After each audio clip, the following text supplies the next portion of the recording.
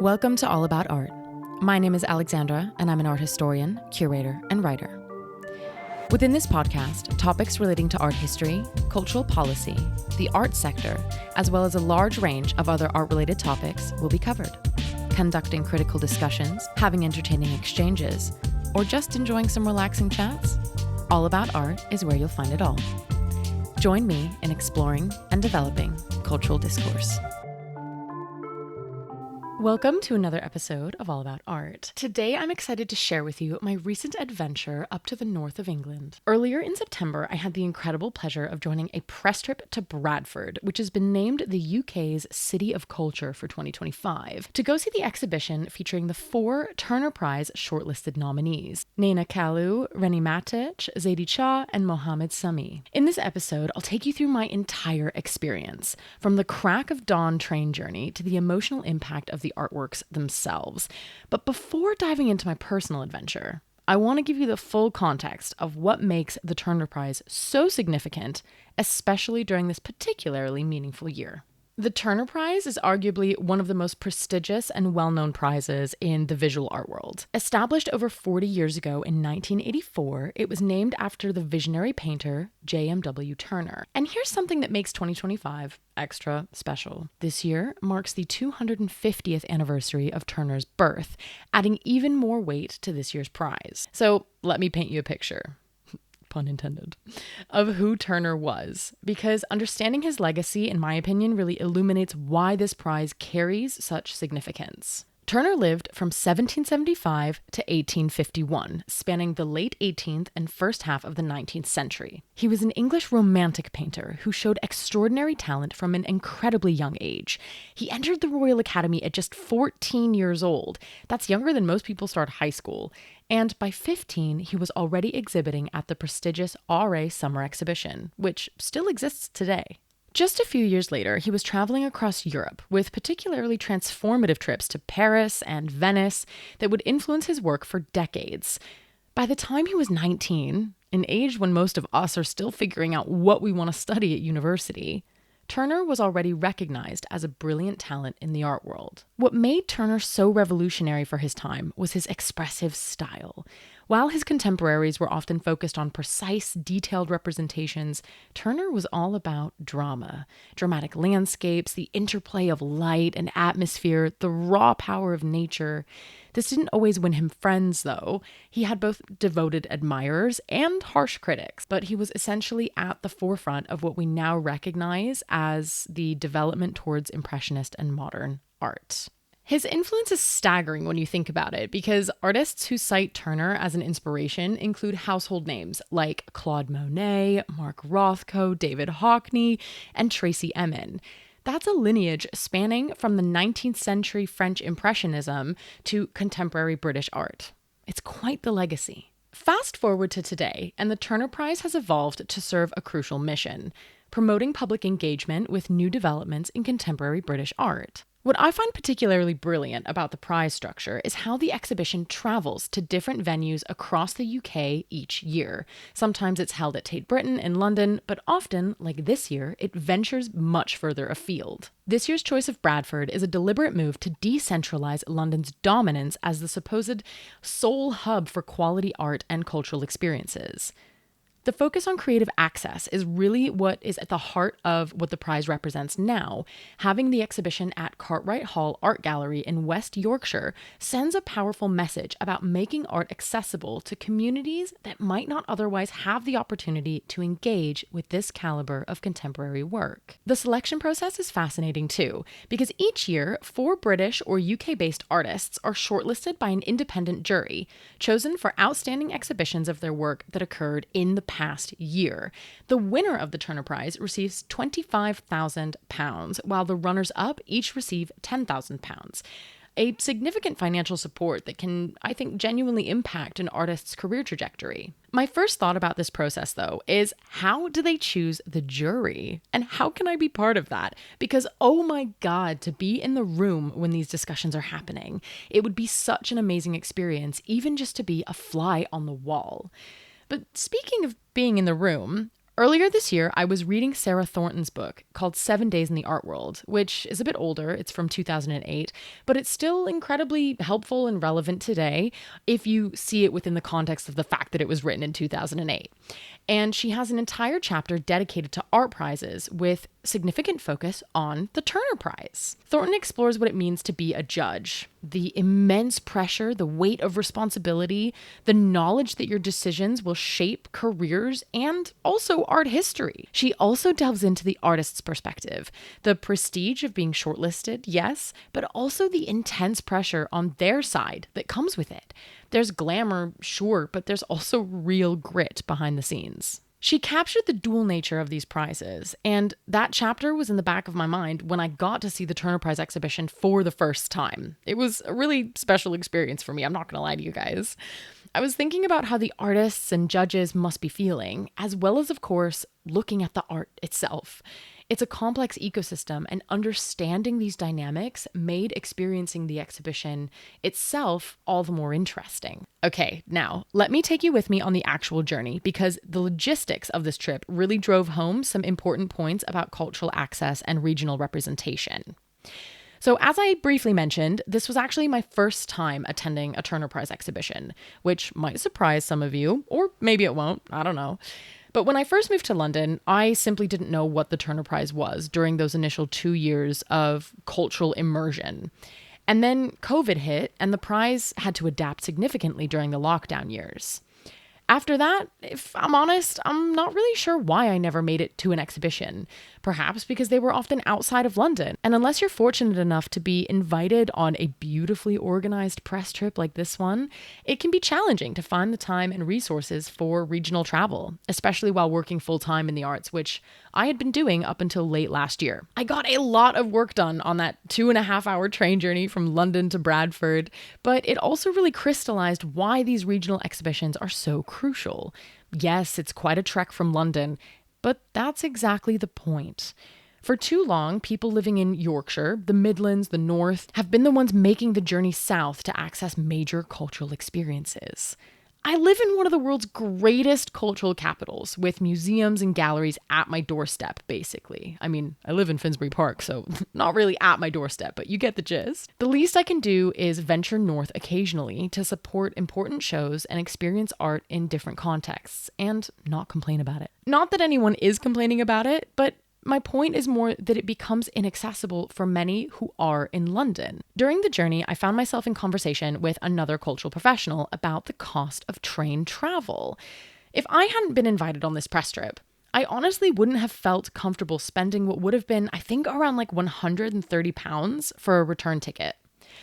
On many art world salaries, that is a significant expense for a day trip. We were chatting about how it would be really cool to have something like a quote-unquote culture ticket of sorts, where, for example, if you use a code provided by Bradford Council or the team working on the Turner Prize, then there could be a discounted train fare. Not only would more people be able to afford traveling to see the exhibitions, but then the council could potentially collect valuable quantifiable data to see who is traveling for cultural tourism, and they could use that data to inform future Turner Prize exhibition venues and programming, for example.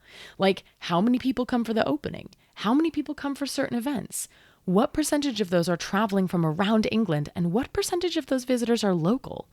I bet they are collecting that data in some way, shape, or form. At least I hope they would be, and they probably need to be if they have like government funding, I presume. But that would just be another way to do it. And now on to the actual experience of heading out on a press trip to see the Turner Prize exhibition. It was such a great opportunity, and I was really excited to go, but oh boy, the day started early. Getting up at the crack of dawn, my alarm went off at 6 a.m. and I rolled out of bed to get ready in order to meet everyone at King's Cross Station at 7:30 in the morning. We all had our assigned seats on the 8 a.m. train out to Bradford, and thank God I was sitting in the direction the train was going because ya gal gets motion sick really easily. It's actually kind of pathetic. We then actually arrived in Leeds, and we were picked up by this snazzy bus with Turner Prize 2025 written across the side, which I personally found quite cool. There's something about that kind of branding that makes the whole experience feel really official and important, like you're part of something significant, which I guess we were. We were shuttled off to Cartwright Hall, which is a beautiful venue, a grand Edwardian Baroque building that provides a very stately backdrop for contemporary art. The curatorial team made a smart decision with the exhibition layout. There's an entrance area featuring video introductions to each artist, essentially providing context before you encounter the works themselves. Each video runs for about 10 minutes, and they offer insight into the artist's practice, background, and approach. I watched all 4 videos, but honestly, upon reflection, I actually think that I made a strategic error in my process of viewing the show.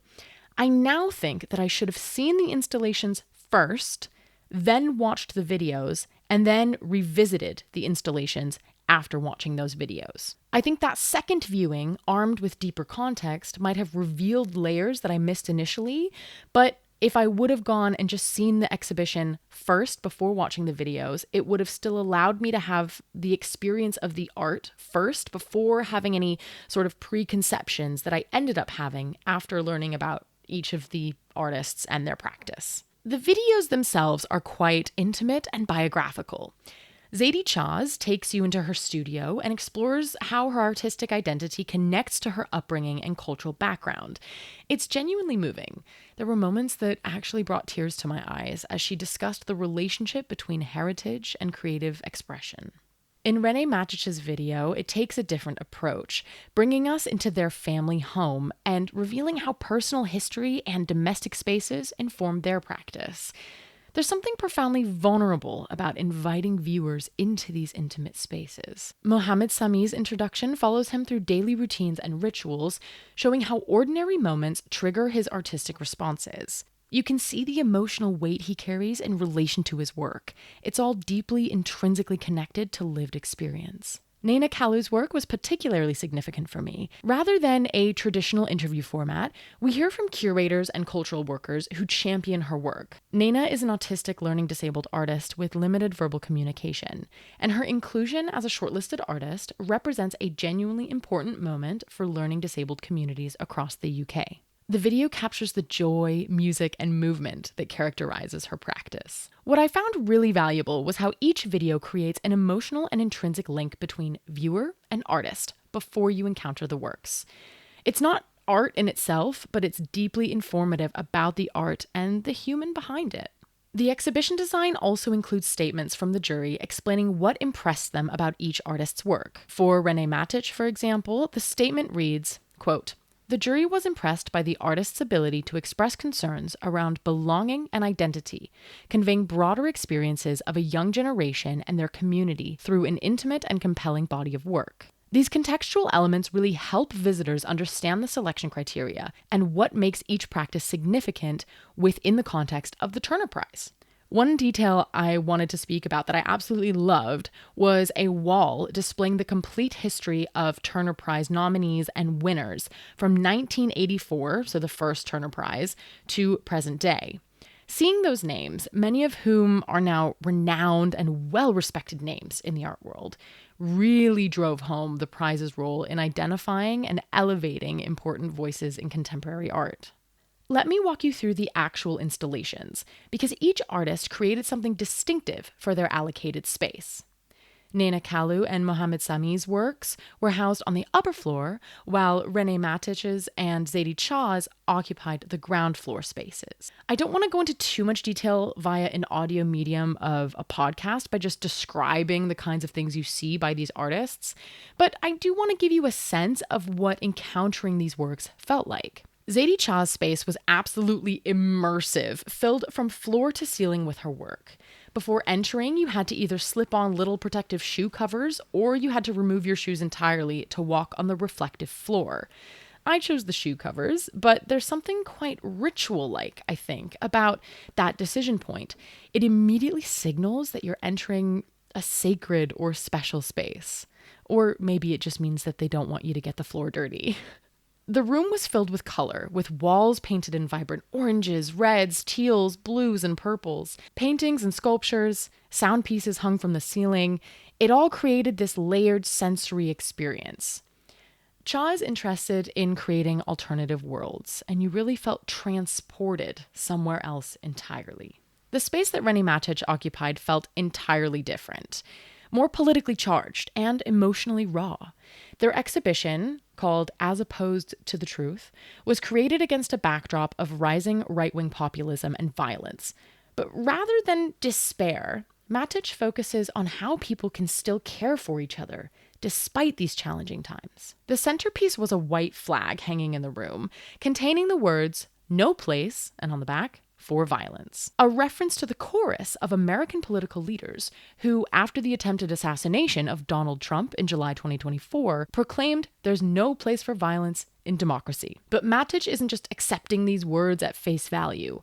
They're pointing to the contradictions between political rhetoric and actions during a time of increasing global conflict. Upstairs, Mohammed Sami's paintings dealt with memory and conflict through metaphor and deliberate ambiguity. These works were originally created after he was invited to exhibit at Blenheim Palace, an 18th century monument to military triumph that's covered in art celebrating warfare and power.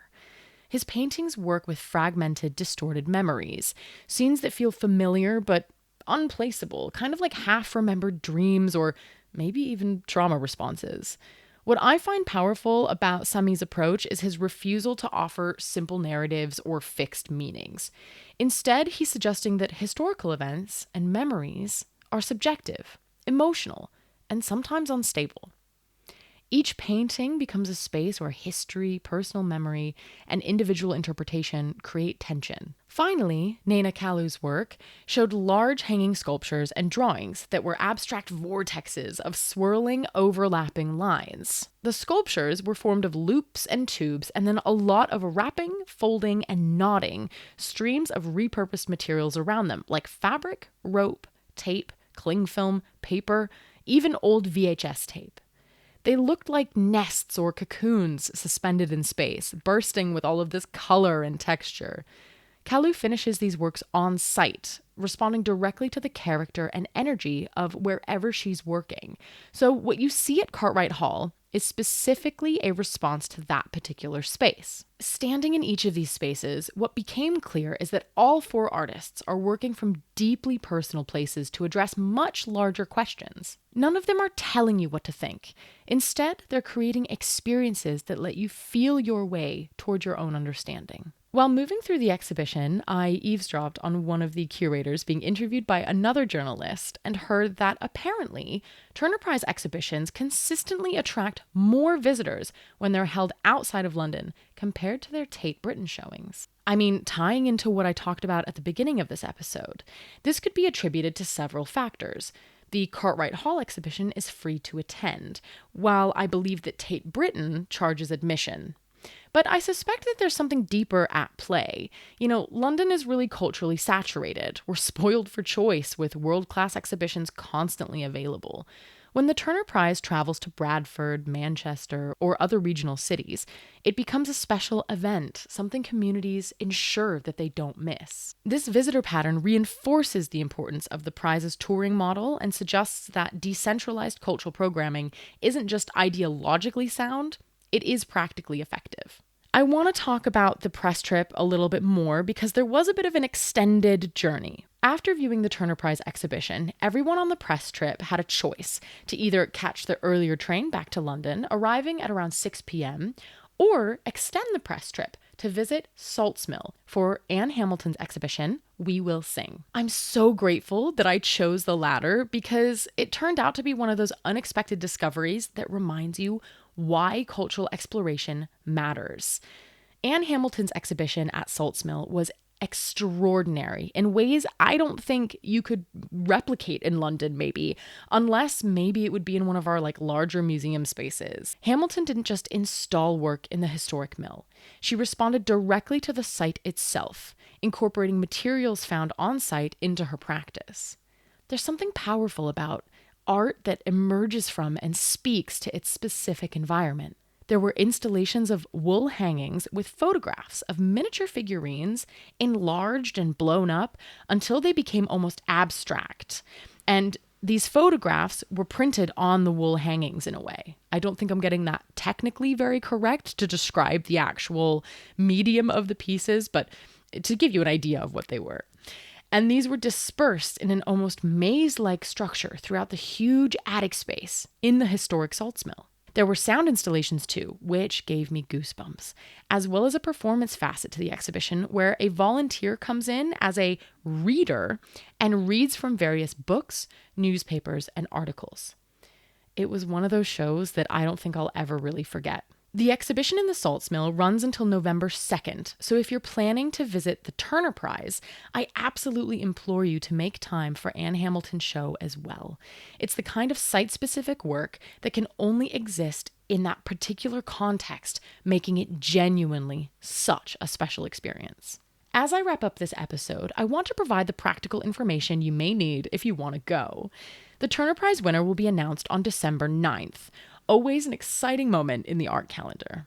The entire exhibition remains on view until February 22nd, so there's plenty of time to plan your visit. But as I said, if you want to go before the Anne Hamilton show ends, that's really something I would recommend. This experience reinforced to me how crucial it is to support cultural programming outside of London, both as audience members and as cultural workers. The art ecosystem benefits enormously when resources, attention, and prestige are distributed more equitably across the UK. Bradford's year as the UK City of Culture is already proving to be transformative, and the Turner Prize exhibition is just one highlight in what promises to be a remarkable cultural program. They have a bunch of really exciting events and cool different things going on throughout the duration of the exhibition. If you can make the journey north, I genuinely believe you'll find it rewarding, not just for the art itself, but for the broader experience of engaging with culture in a different context. And that's it for this week's episode of All About Art. As always, thank you so much for listening and for joining me on this northern adventure. And that is it for today on All About Art. If you enjoyed this episode, please leave me a rating or a review, as it helps more people discover the show. Also, feel free to share with your friends, or if you share on social media, tag me and get in touch. Thank you so much for listening.